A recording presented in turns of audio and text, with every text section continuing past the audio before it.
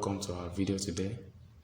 In our last video, we were able to look at the rules in simplifying surds, which we looked at addition and subtraction and multiplication. Today, we'll be looking at the rest of the rules, which are division rule. So we call this will be number 3. Number 3, division rule. Division rule deals with fractions involving roots in either the denominator or the numerator or both. It is simplified by division rule or rationalization. So let's look at this. If you have root A over root B, this is going to give us square root A over B.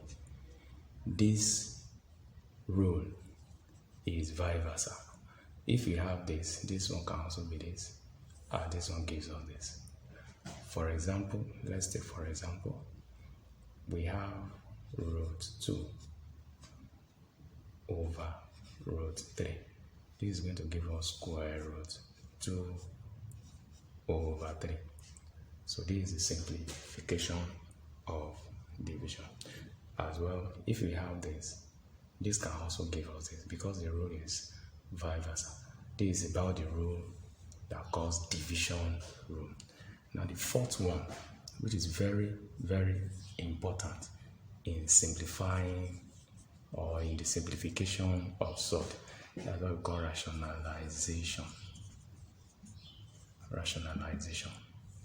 So rationalization is a method of removing square roots in the denominator, only in the denominator of a fraction. So how do we do that? Is by using the denominator of that fraction. By getting the conjugate, we multiply both numerator and also the denominator. Now let's look at this. For example, if you have root A over root B, because when we are solving problem in mathematics that involves surd, we can't leave answer like this having square root in the denominator of that fraction.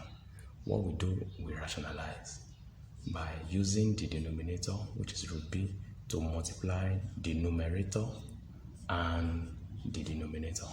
By the time we do that, root A multiplied by root B over root B multiplied by root B.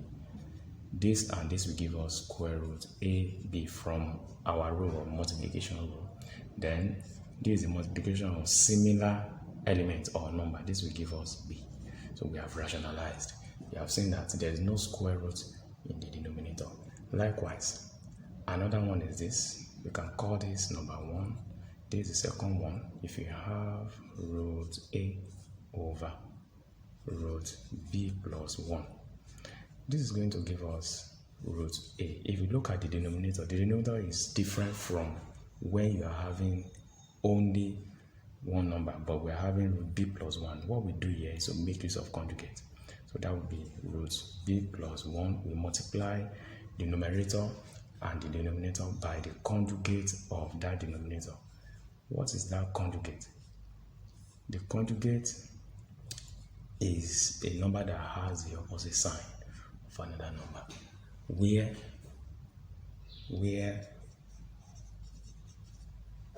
root B minus 1 is the conjugate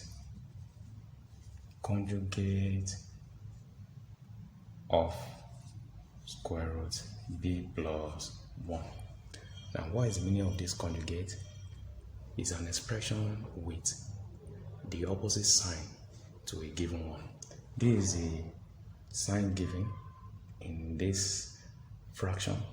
The conjugate of this will be the opposite, and the opposite sign to addition is subtraction. So root B minus 1 is the conjugate of root B plus 1. Also, let's look at this. When we are simplifying surd, maybe we want to multiply the conjugate, root B plus 1 multiplied by root B minus 1. So this is going to give us root b multiplied by root b minus 1 plus this 1, we multiply everything here, so 1 multiplied by root b minus 1. Root b multiplied by root b, this is a number or element of the same number, that will give us b. Root b multiplied by that will be minus root b. The 1 multiplied by root b plus root b, then 1 multiplied by minus, that will be minus 1. So we can now see that root b can remove root b. So this will now give us b minus 1. We now see that this is what we are going to have in the denominator by the time we simplify this. We can now see that we will not have square roots at the denominator after the simplification. This is how we can simplify number with Surds by using rationalization. Any question that involves Surds can be solved by following the rules that we have stated. Thanks for watching.